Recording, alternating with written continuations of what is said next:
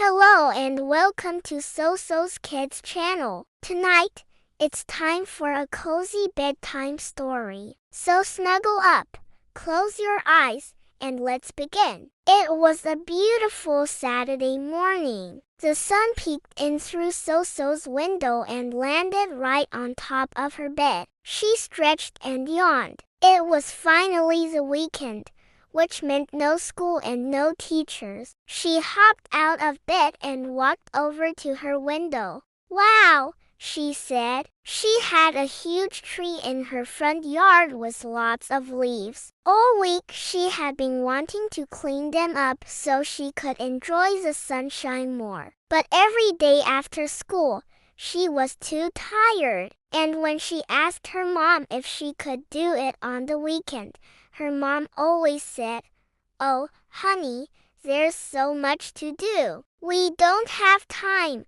Soso sighed and looked around her room. She saw all these toys and clothes on the floor and thought, "Well, at least I have time to clean my room."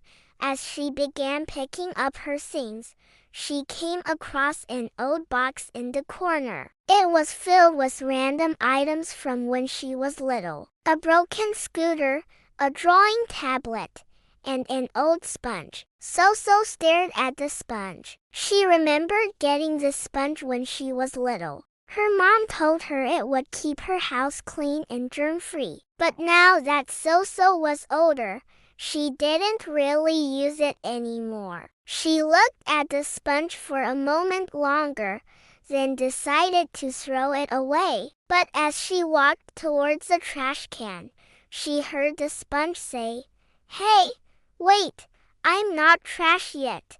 Soso stopped and stared at the sponge in her hand. Was the sponge talking? Of course. Soso knew sponges weren't supposed to talk. This must be a dream, she thought. But then the sponge said again, "Hey, I'm not trash yet." Soso jumped and dropped the sponge. It landed on the floor with a soft thud. The sponge stood up and looked at Soso. He had two small eyes and a goofy grin. "I'm not dreaming, am I?" Soso asked. "Nope," said the sponge. "You're awake." He introduced himself. "My name is Squish. What's yours?" "My name is Soso," she said. She was still a bit scared, but also very excited. She couldn't believe she was talking to a sponge, but Squish seemed nice, and Soso loved animals, even if they were magical talking sponges. "Squish, how are you alive?" she asked. "And how come you can talk?" "Well, the first time someone used me to clean, I gained superpowers," he explained. "Now, instead of just being a boring sponge, I can help people clean their houses and make the world a better place."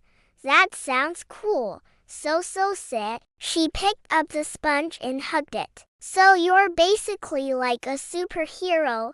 "Kind of," Squish replied with a smile. Suddenly, Soso got an idea. She went over to her window and looked at all those leaves. "Squish," she said, "we should go clean up those leaves."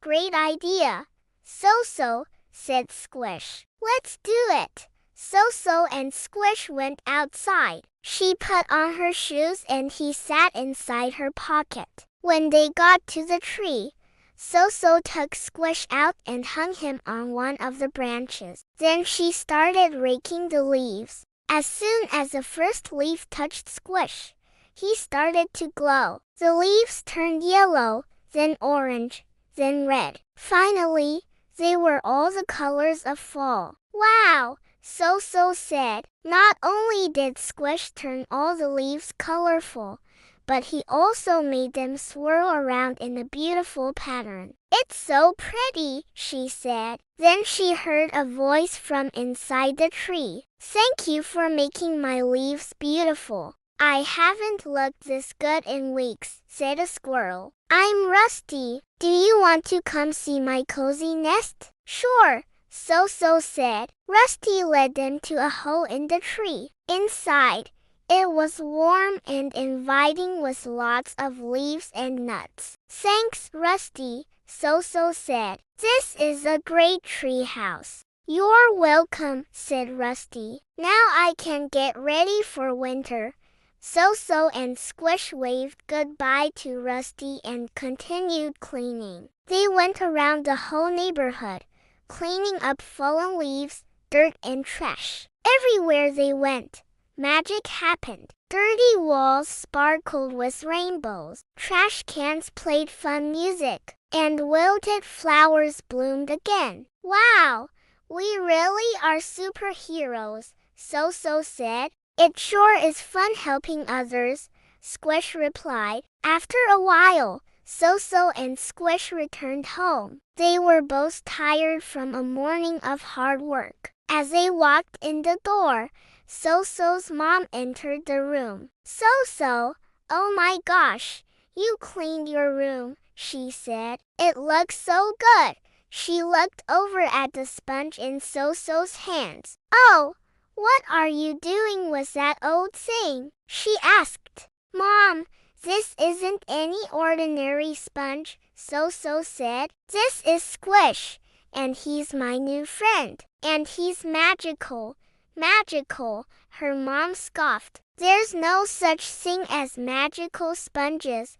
She took the sponge out of Soso's hands and threw it into the sink. Soso gasped. Mom, no, she yelled. She ran over to the sink and tried to grab Squish, but her mom was too quick. She rinsed the sponge under the water and began scrubbing with soap. Mom, please stop, Soso cried. She didn't want anything bad happening to Squish. Then suddenly, Squish began to glow. The water turned red, then blue, then green. Bubbles flew out of the sink and sparkled around the room. Wow, Soso's mom said. She had never seen anything like this before. Soso,